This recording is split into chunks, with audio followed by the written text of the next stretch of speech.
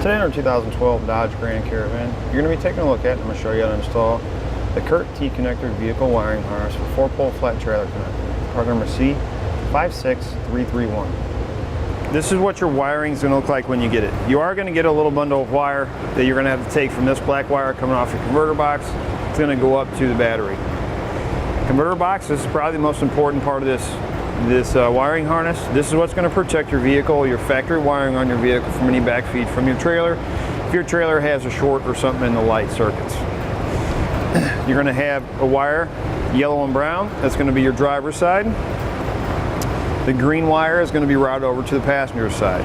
You're going to have a ground that we're going to mount. That's what our wiring looks like when it's installed. This is going to provide us with all the proper lighting functions to safely tow our trailer. Both blinkers, brake lights, running lights, and your ground wire. It's also going to have an attached dust cap that's going to help protect any of your connections from any dirt, debris, moisture, anything like that when it's not being used. As far as the installation goes on this, it's very simple, very straightforward. Wires are going to connect the factory wiring on the vehicle. Going to connect behind the taillight. It's going to run down across the inside of your bumper fascia over to your passenger side. You're going to have your 4-pole connection that gets mounted right here. As you can see, this customer decided to go with the long bracket and 4-pole bracket, which does not come with your wiring kit. However, those can be found on our website. You're going to have a converter box. That converter box is going to keep any backfeed from your trailer. If your trailer has a wiring issue or a short, it's going to keep any of that short from getting into your factory wiring and causing you an issue with the factory wiring on your vehicle. You're going to have a power wire that has to be ran to the front of the vehicle and up to the battery. Very simple. Find some hard lines, stay away from anything moving or that gets hot. You found some existing hard lines, you can zip tie them right to it. Now that we've gone over some of the features, let me show you how to get it installed. To start our installation, we need to remove our taillights. Our instructions tell us there's going to be 2 T30 Torx bits, or screws that we need to remove. Here, we have 2 10mm head bolts. So, either one, 10mm or the T30 Torx bit. Socket, we're going to have one here on top. Then we're going to have one here on the bottom. Once you remove those, you're going to slowly start to pull back, like that. We'll go ahead and disconnect it. There's a red clip. Push up on the clip, push down on that black part, that tab there, and pull them apart. We'll set this aside. We'll do the same thing on the passenger side. We're going to take the yellow side, and we can do this 2 ways. This is pretty open here.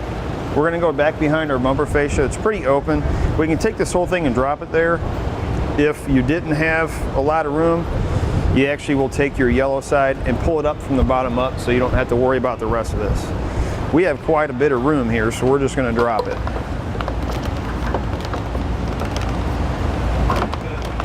I'm going to go ahead and make my connection on my driver's side. And it's basically going to be the same way we disconnected. You're just going to match your plugs, push it together till you hear it click. Now we can drop the rest of it down in there.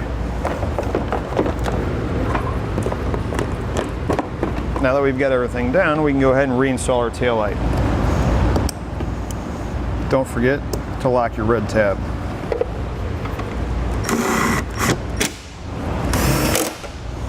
Next thing we're going to do is mount our converter box.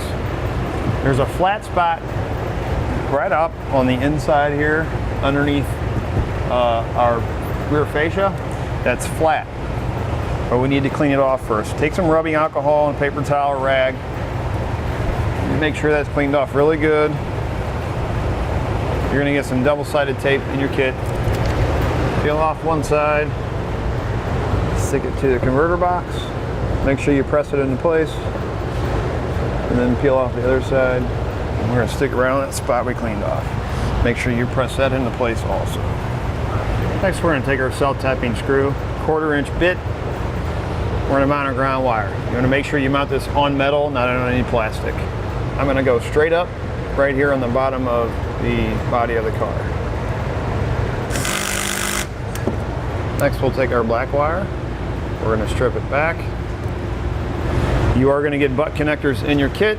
I suggest, because it's going to be outside, you use heat shrink. You can find these on our website using part number DW05744-1. These are really going to protect your connections from moisture, anything like that.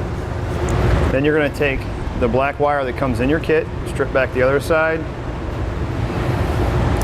Now we'll take a heat source, we'll shrink up our butt connector.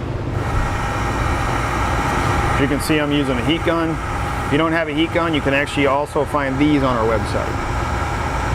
Now I'm going to route my 4-pole wire over to about the center of my hitch. What I suggest doing is your kit comes with zip ties. I would suggest getting some longer ones. It's going to make it a lot easier. You can always use them around your house. I'm going to take my 4-pole, go over the top like this with my hitch. I'm just going to bring it over just like that. I'm going to hook it on. I'm going to take the rest of this, bundle it up, and I'm going to zip tie it right on the back of my hitch right there. Now I'm going to take my passenger side and ride it over, go over top here. I'm actually going to zip tie it with my 4-pole wire on this end here. And then we'll just work our way across over to our passenger side. Keep in mind we're going to have our exhaust here, so we got to make sure we stay away from that. Go ahead and get it zip tied here on this side first, or on this end. Now I'm going to pull my green wire up. I'm just going to reach down. Feed my wire right in. I'm going to pull it up like that. Bundle my wire up like this. I'm actually going to zip tie it here. This is going to keep it up.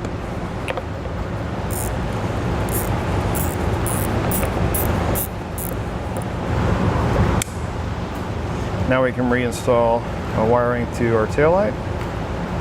Same way as we did driver's side. We're just going to match them. Push it together until you hear it click. Install our taillight on here and reinstall our taillight. Now, if you're not going to be using any other brackets, this would be the way you mount your 4-pole wiring on the back. This will help keep it from dragging the ground when it's not in use. Our customer chose to use 2 brackets. One of them is going to be a long bracket. You can find one of these on our website using part number 57202. We'll go through the hole, go around our hitch, feed it through like that, and we'll use a 5/16 socket to tighten it up.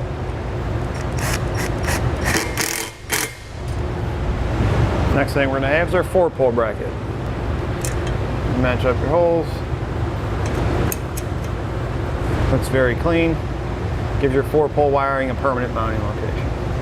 Once we've got our 4-pole plug and everything tied together, we can go ahead and cut off our access on our zip ties, clean up our install on the back of our vehicle. Next thing we can do is route our power wire out to our battery. Let me get that done real quick and I'll show you how I did it. So our biggest goal with our power wire that we're running to the front, you want to make sure you stay away from anything hot or moving. What I did is I ran it through this existing wiring, and it's on the inside of my spring here, so I don't have to worry about it moving, getting caught in the spring. Ran it over to this side, went over top of my shock mount bracket that's mounted to the body of the vehicle or the frame of the vehicle. Went over the top of it. And I just went to my existing hard lines, ran it up through. You can see right here, just zip tying it along the way. I just want to make sure it stays up against the bottom of the vehicle. Went through here, wrapped around this one, zip tied it here. See here, I have an airline tube that's dropped down from my battery. Now, if you don't have an airline tube, you can use anything that has a little bit of stiffness. If you have an airline tube, take your wire, and we're gonna kind of stick it up in the end like this. I'll go up top and we'll pull it up to our battery. I would suggest double checking down there to make sure you're not caught on anything underneath. Once you've checked that out, take your wire. I'm going to route mine around this back side here and connect it right here on the positive side of my battery.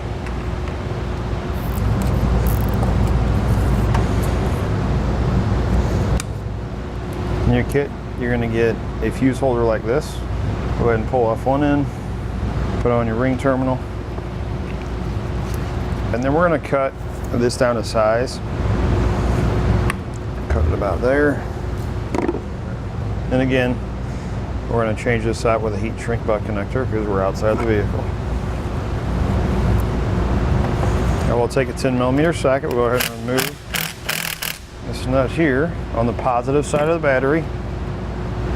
And we can connect our wire. And you want to make sure when you make this connection that the fuse is not installed in the holder.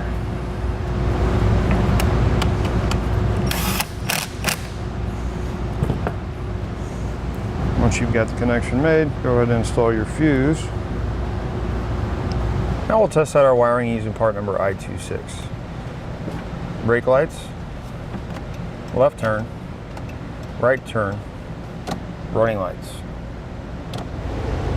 That'll do it for a look at and installation of the Curt T-connector vehicle wiring harness with 4-pole flat trailer connector, part number C56331 on our 2012 Dodge Grand Caravan.